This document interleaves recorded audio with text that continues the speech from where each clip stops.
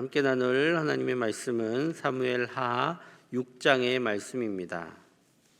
이 새벽에 나오신 사랑하는 성도 여러분들의 삶 가운데 하나님의 은혜가 가득하시기를 축복합니다. 어제 나눴던 5장에서 이제 다윗은 사울 이후에 왕으로, 이스라엘을 다스릴 왕으로 이제 추대되게 됩니다. 그리고 나라를 다스릴 수도 예루살렘을 이제 다윗이 자기 손으로 직접 빼앗고 또 그곳에 왕궁을 지으면서 이제 명실상부한 이스라엘의 왕으로 인정받게 됩니다. 하지만 여기까지는 이제 정치적인 군사적인 명분을 갖추었을 뿐입니다. 보통의 나라라면 이 정도 갖추면 이제 왕으로서 역할을 감당할 수 있죠. 왜냐하면 이제 정치적으로 많은 사람들의 추대를 받아서 올라왔고 군사적으로 얼마나 자기가 이스라엘을 잘 다스릴 수 있는 왕인지, 그리고 이스라엘을 얼마나 잘 지켜낼 수 있는 사람인지 이제 증명해 보였습니다.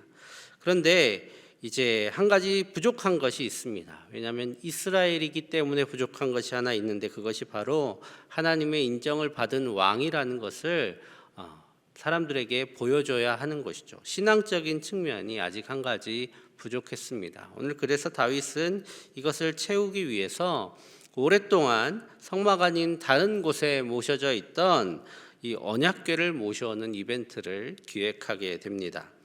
오늘 이 언약궤를 모셔오는데 한 번의 실패를 맛보았고요. 그리고 다시 그것을 잘 반추해서 바르게 언약궤를 옮겨오는 과정이 오늘 6장 가운데 담겨 있습니다. 이 과정을 통해서 우리는 몇 가지 교훈을 얻습니다.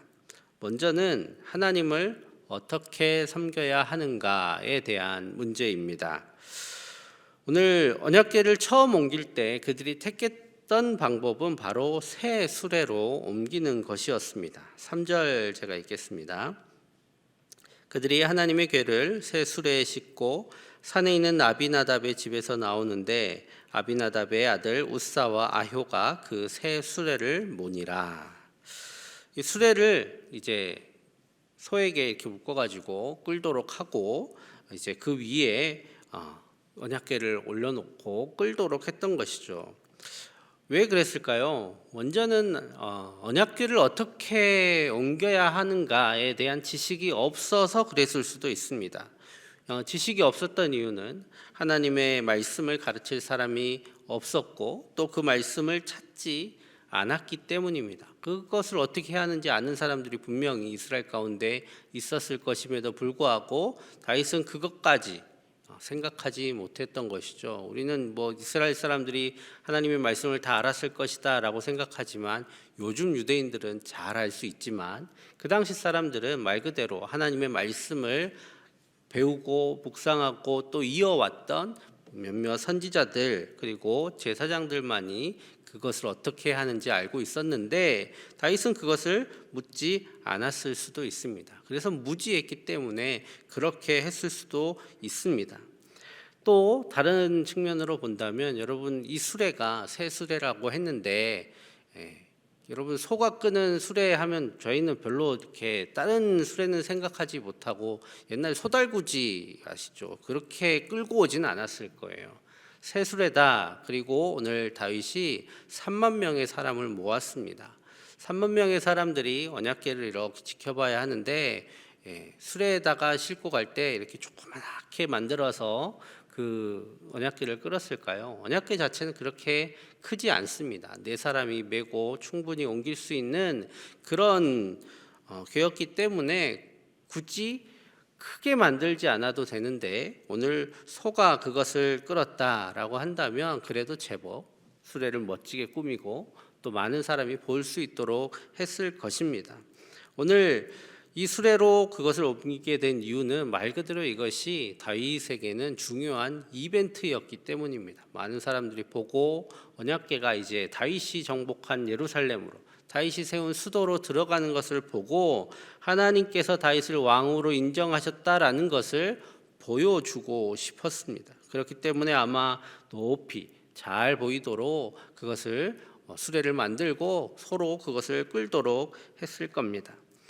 그런데 문제는 참 효과적인 이 방법이 하나님께서는 기뻐하시지 않았던 방법이었다는 것입니다. 오늘 7절 그래서 하나님께서 이렇게 반응하십니다. 오늘 7절 말씀 같이 읽겠습니다. 여호와 하나님이 웃사가 잘못함으로 말미암아 진노하사 그를 그곳에서 치시니 그가 거기 하나님의 궤 곁에서 죽으니라. 그렇다면 이 모습을 보면 웃사가 잘못했기 때문에 죽었습니다. 하나님께서 그를 치셨죠. 왜냐하면 언약궤를 만졌기 때문입니다. 그런데 이제 보통 웃사가 잘못해서 웃사 때문에 이 일이 일어났을까요?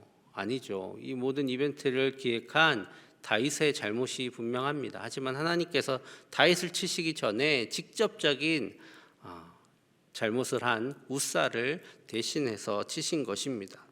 오늘 하나님을 어떻게 섬겨야 하는가에 대한 하나님의 말씀은 바로 하나님의 방법대로 섬겨야 한다라는 것입니다.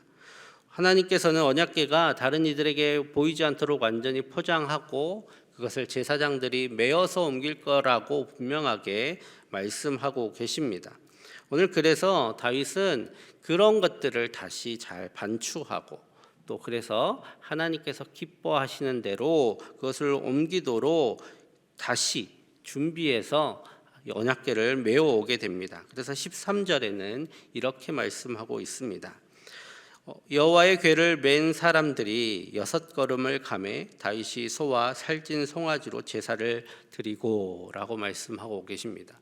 이제는 수레가 아니라 사람들이 메어서 한 걸음 한 걸음 옮겨왔다라는 것입니다. 다윗은 지난 실수를 잘 반성하고 하나님의 말씀을 배우고 또 깨닫고 그 방법대로 하나님의 언약궤를 메어 오게 됩니다. 교회 안에서 또 우리가 어느 곳에서든 하나님을 섬길 때 가장 주의해야 할 것이 바로 세상의 방법이 아니라 하나님의 방법대로 해야 된다라는 것입니다. 세상 가운데서 우리의 일을 할 때 또 세상의 일을 할 때는 세상의 방법을 택해야 될 수 있지만 우리가 그리스도인으로 하나님의 사람으로 하나님의 나라를 위해 일한다면 우리는 하나님의 방법대로 일해야 합니다. 제사장들이 이렇게 언약궤를 옮겨오는 모습을 한번 생각해 보겠습니다. 언약궤를 수레에 이렇게 몰고 오면 굉장히 편리할 거예요. 왜냐하면 소 모는 사람만 있으면 언약궤를 아무 힘 안 들이고 가지고 갈 수 있습니다. 우리가 이제 예루살렘이란 곳이 굉장히 높은 곳에 있었기 때문에 메고 올라가려면 쉽지 않았을 거예요. 하지만 소가 끌고 가면 얼마나 편했겠습니까? 힘도 안 들고 효과적이고 또 사람들이 잘 볼 수 있었을 겁니다. 하지만 만약에 제사장들이 그 채에 깨워서 이제 4사람이 아니면 짝수로 6사람이 그것을 메고 올라간다 생각해 보겠습니다. 제사장들의 발걸음은 어떤 사람에게 맞춰서 그것을 옮겨가야 되겠습니까? 그것을 맨 사람들 중에 가장 힘없고 느린 사람의 발걸음에 맞춰서 그것을 메고 가야만 그 언약궤를 끝까지 메어 갈 수 있습니다. 그가 쉬어야 하면 다 쉬어야 되고 그가 발걸음이 늦어지면 그 늦어진 발걸음에 맞춰서 언약궤를 가지고 갈 수밖에 없습니다. 그것이 바로 언약궤를 메어 간다라는 의미입니다. 그리고 이것을 하나님께서 기뻐하셨다라고 오늘 말씀하십니다. 여러분, 세상의 방법은 효율적이고요, 굉장히 빠릅니다. 어떤 일을 하는데 아주 탁월할 수 있습니다. 그런데 우리가 한 가지 잊지 말아야 할 것은 하나님의 나라가 어떤 일을 잘해서 이루어지는 것이 아니다라는 것입니다. 교회 일을 잘해서 또 어떤 일들을 잘 이루어내서 하나님의 나라가 이루어지는 것이 아니라 하나님의 나라는 그 하나님의 뜻에 순종하는가로 이루어지는 것입니다. 때로 어떤 일들을 진행하다가 그 일들이 비록 제대로 되지 않았다 할지라도 그 모든 과정 가운데 그 일에 참여한 사람들이 하나님의 말씀에 하나님의 다스림에 순종하였다면 그 일을 통해서 하나님의 나라가 이루어지는 것입니다. 오늘 하나님께서는 일을 잘 하시기를 원하지 않으십니다. 오히려 하나님의 말씀을 잘 살피고 그 안에 담긴 하나님의 뜻을 모두가 순종함을 기뻐하십니다. 오늘 우리 교회가 일 잘하는 교회로 소문나는 것보다 하나님의 말씀에 잘 순종하는 교회로 소문나기를 간절히 축복합니다. 또한 하나님을 섬길 때에 사람의 영광이 아니라 하나님의 영광이 드러나야 합니다. 오늘 다윗이 3만 명이나 되는 사람들을 불러 모았어요. 왜 불러 모았을까요? 이제 물론 하나님의 언약궤를 이렇게 옮겨가는 모습을 다 같이 보고 기뻐하자, 그런 선한 의도가 분명히 있을 거라고 생각합니다. 하지만 우리는 성경 읽을 때 특별히 왕이란 사람들이 어떤 일들을 행할 때 그것이 매우 정치적일 수밖에 없다라는 걸 늘 기억해야 합니다. 오늘 다윗이 3만 명을 모으고 언약궤를 옮겨가는 것은 하나님을 위해서 이기도 하겠지만 그 안에 분명히 다윗 자신의 영광을 드러내기 위함이 담겨 있습니다. 많은 사람들이 예루살렘 성으로 언약궤가 올라가는 것을 보면서 다윗이 하나님께서 인정하시는 왕이구나라는 칭송을 그가 받기 원했다라는 것입니다. 자기의 위엄 그리고 종교적으로 신앙적으로 명분을 갖추기 위해서 하나님을 이용한 셈이 되었던 것이죠. 물론 그것을 하나님께서는 보시고 진노하셨던 것입니다. 다윗이 위대하다라는 그런 점은 다른 데 있는 것이 아니라 다윗은 잘못을 안 하며 살지는 않았어요. 보면 늘 잘못하고 또 실수하고 그렇게 살았지만 그가 위대했던 점은 하나님께서 그에게 징계하시고 또 그가 잘못한 것을 지적하시면 돌아보고 고쳤다라는 것입니다. 그는 계속 발전해 나가고 배워갔다는 점이 다윗의 위대한 점입니다. 오늘 그는 하나님의 말씀을 알아듣고 언약궤를 메고 무엇보다 초심으로 돌아가서 하나님 앞에 겸손한 예배자로 그 앞에 서게 됩니다. 오늘 14절 15절 말씀 우리 같이 읽겠습니다. 다윗이 여호와 앞에서 힘을 다하여 춤을 추는데 그때에 다윗이 배 에봇을 입었더라. 다윗과 온 이스라엘 족속이 즐거이 환호하며 나팔을 불고 여호와의 궤를 메어 오니라. 아멘. 다윗은 이스라엘 그 누구보다도 힘을 다해서 여호와의 궤 앞에서 하나님께 영광을 돌립니다. 미갈이 얘기했듯이 그 모습이 굉장히 왕답지 않았던 것 같아요. 얼마나 열심히 춤을 췄는지 이렇게 춤을 잘 추는 여인이 춤을 췄던 것처럼 춤을 췄다고 미갈이 평가를 했습니다. 오늘 그렇게 추한 모습으로 사람들에게 보일 만큼 정말 다윗은 최선을 다해서 왕답지 않게 하나님 앞에 예배했습니다. 그런데 우리가 왜 다윗이 왕이 됐는지를 기억해야 합니다. 하나님께서는 사울의 교만을 징계하시고 다윗을 선택하셨습니다. 오늘 다윗은 다시 그것을 기억합니다. 나는 내가 잘나서 왕이 된 것이 아니라 교만한 사울을 징계하시고 하나님의 은혜로 나를 택하셨다라는 것을 기억하고 그는 겸손히 하나님 앞에 예배하는 모습으로 돌아갑니다. 오늘 다윗은 그것을 통해서 하나님께 약속을 받은 다윗 왕가를 드디어 이루게 됩니다. 신앙의 연륜이 오래되어 간다는 것, 그리고 더 중한 직분을 받는다는 것, 그것이 조금이라도 사람의 영광을 받을 수 있는 그런 조건들이 우리 가운데 갖추어져 갈 때 우리가 해야 할 것은 더욱 하나님과 사람 앞에 겸손히 행해야 된다라는 것입니다. 신앙생활을 하며 사람에게 영광을 받는 것이 우리에게 무슨 의미가 있습니까? 우리가 신앙생활하면서 믿음의 생활을 하면서 도대체 우리가 사람들한테 영광을 받아 무엇 하겠습니까? 차라리 세상에서 영광을 받는 게 의미가 있지요. 오늘 사람에게 영광을 받고 하나님께 내침을 받거나 책망을 듣는 길을 선택한다면 그것은 두 가지 이유 중에 하나입니다. 하나는 아주 어리석거나 아니면 하나님께 책망받을 것을 두려워하지 않을 만큼 믿음이 없거나 이 둘 중 하나입니다. 우리는 이 둘 중에 어떤 것도 속하지 않도록 하나님 앞에 사람 앞에 겸손히 행하는 귀한 믿음의 모습들을 보이기를 간절히 소망합니다. 힘써 하나님을 따라온 우리의 시간들이 있습니다. 정말 최선을 다해서 하나님을 따라왔고 또 하나님의 말씀에 순종해 온 시간들을 우리는 헛되지 않도록 해야 합니다. 우리의 뒤를 더 이상 돌아보지 않고 여전히 우리 앞에 남아있는 믿음의 여정, 그 우리를 부르시는 하나님 앞에 겸손히 순종함을 통해서 끝까지 하나님을 따라 나아가는 우리가 되어서 하나님께 칭찬받고 또 하나님의 나라를 이루어가는 복된 우리 모두 되기를 간절히 축복합니다. 함께 기도하겠습니다.